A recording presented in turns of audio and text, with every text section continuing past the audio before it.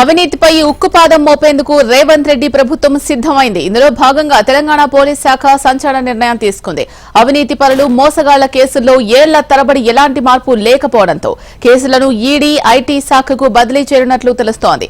అడ్డగోలుగా అక్రమంగా సంపాదించిన ఆస్తుల వివరాలను ఈడీ ఐటీ చేతుల్లోకి వెళ్లబోతున్నాయి. ఈ మేరకు తెలంగాణ పోలీస్ శాఖ నిర్ణయం తీసుకుంది.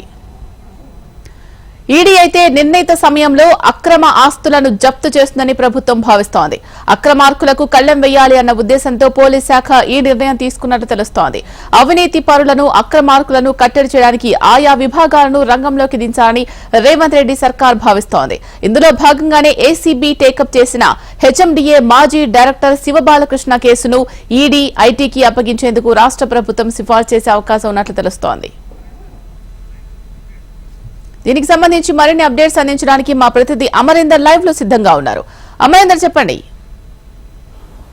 Thank you Sheela. రాష్ట్ర వ్యాప్తంగా కూడా పోలీస్ శాఖకు సంబంధించి ఒక సంచలన నిర్ణయం తీసుకుందని చెప్పుకోవచ్చు. ఇప్పటికే 36కు పైగా కూడా రకరకాల కేసులను ఆర్థిక నేరాలుగా ఇప్పటికే పోలీస్ శాఖ విభజించిన నేపథ్యంలో ప్రస్తుతానికైతే ఆర్థిక నేరాలతో పాటు సైబర్ సంబంధించిన నేరాలకు సంబంధించి కోట్లలో ఇప్పటికే పెరుగుతున్న నేపథ్యంలో దానికి సంబంధించిన పోలీస్ శాఖ పూర్తిగా కూడా ఈ కేసులన్నింటినీ కూడా, ఎందుకంటే 100 కోట్లకు పైగా ఉంటే పిఎంఎల్ఏ యాక్ట్ కింద కూడా ఈడీ చర్యలు తీసుకునే అవకాశం ఉంటుంది. కేసు నమోదు చేసి త్వరితగతిన ఏదైతే ఈడీ వాళ్ళకి సంబంధించిన ఆస్తులను జప్తు చేసే అవకాశం ఉంటుంది. మరోవైపు ఐటీకి సంబంధించి కూడా ఆదాయం మించిన ఆస్తులను గుర్తించడంలో కూడా ముందంజలో ఉండి కూడా ఆ కేసును ఛేదించడంలో ముందుంటుంది. కాబట్టి ఈడీ ఐటీకి సంబంధించిన ఏవైతే రాష్ట్రం సంబంధించిన రాష్ట్ర ప్రభుత్వం గతంలో జరిగిన కేసులు కావచ్చు, ప్రస్తుతం నమోదవుతున్న కేసులన్నింటినీ కూడా ఈడీ ఐటీకి సంబంధించిన డాటాను కూడా పూర్తిగా ఇచ్చేందుకు రాష్ట్ర ప్రభుత్వం నిర్ణయించుకున్నట్లు తెలుస్తుంది. అందులో భాగంగానే ప్రస్తుతానికైతే ఏదైతే హెచ్ఎండీఏ మాజీ డైరెక్టర్గా ఉన్న శివబాలకృష్ణకు సంబంధించి ఇప్పటికే 10 కోట్ల మేర కూడా ఆస్తిని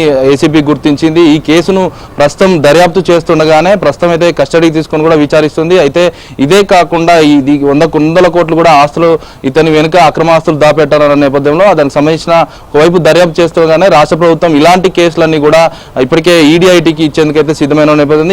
దీంతో ఇప్పటికే అక్రమార్కులకు సంబంధించి కూడా అవినీతికి సంబంధించి చేసే వాళ్ళందరూ కూడా గుట్టురట్టు చేసేందుకైతే ఇప్పటికే రేవంత్ రెడ్డి ప్రభుత్వం ఒక పెద్ద డిసిషన్ అయితే తీసుకుందని చెప్పుకోవచ్చు. ఇప్పటికే దీనికి సంబంధించిన ఏదైతే ఐటీ ఈడీకి సంబంధించిన ఈ 2 కేంద్ర దర్యాప్తు సంస్థలు ఎంటర్ అయితే మాత్రం ఏదైతే ఆర్థిక నేరాలన్నింటినీ కూడా బయటపెట్టే అవకాశం అయితే కనబడుతుంది.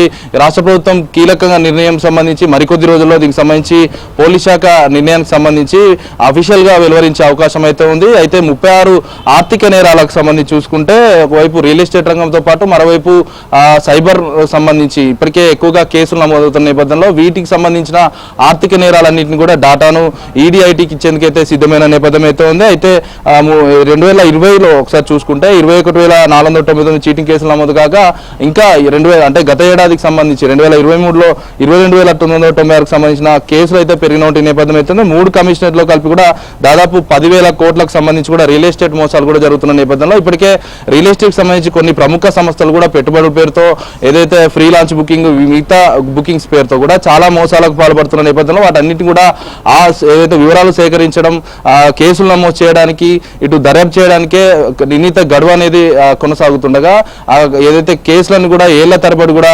కొనసాగుతున్న నేపథ్యంలో ప్రస్తుతానికి వాటన్నిటి కూడా క్లీన్ చిట్ ఇచ్చేందుకు ఈడీఐటీ విభాగాలకు దానికి సంబంధించిన డాటాని ఇచ్చేందుకు అయితే రాష్ట్ర ప్రభుత్వం రాష్ట్ర పోలీసులు సిద్ధమైన నేపథ్యం అయితే ఉంది. అయితే దీనికి సంబంధించి చూసుకుంటే ఐటీతో పాటు ఈడీకి సంబంధించిన కేసులు పెరిగే అవకాశాలు రాష్ట్రంలో ఉన్నాయని చెప్పుకోవచ్చు. Sheela. Right, thank you Amarender.